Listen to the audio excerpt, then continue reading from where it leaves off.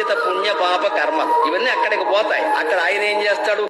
శివభక్తి ఉంటే, మనస్సులో నమశివాయ అనే నామాన్ని నిరంతరం మనస్సులో స్మరిస్తూ ఉంటే చీకాకులు చిక్కుముళ్ళు అన్ని సంచులు సర్దుకుని వెళ్ళిపోతే మొత్తం నవత ట్రాన్స్పోర్ట్ లో పోతాయి. మనకు అనవసరం. ఎక్కడికి పోతాయి? హిమాలయాలకు పోతాయి. ఈ సంచులు అంటే సంచిత పుణ్య పాప కర్మ ఇవన్నీ అక్కడికి పోతాయి. అక్కడ ఆయన ఏం చేస్తాడు?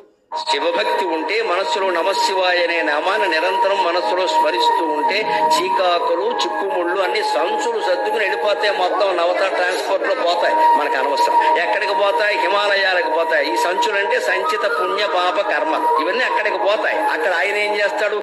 శివభక్తి ఉంటే, మనస్సులో నమశివాయ అనే నామాన్ని నిరంతరం మనస్సులో స్మరిస్తూ ఉంటే చీకాకులు చిక్కుముళ్ళు అన్ని సంచులు సర్దుకుని వెళ్ళిపోతే మొత్తం నవత ట్రాన్స్పోర్ట్ లో పోతాయి. మనకు అనవసరం. ఎక్కడికి పోతాయి? హిమాలయాలకు పోతాయి. ఈ సంచులు అంటే సంచిత పుణ్య పాప కర్మ ఇవన్నీ అక్కడికి పోతాయి. అక్కడ ఆయన ఏం చేస్తాడు?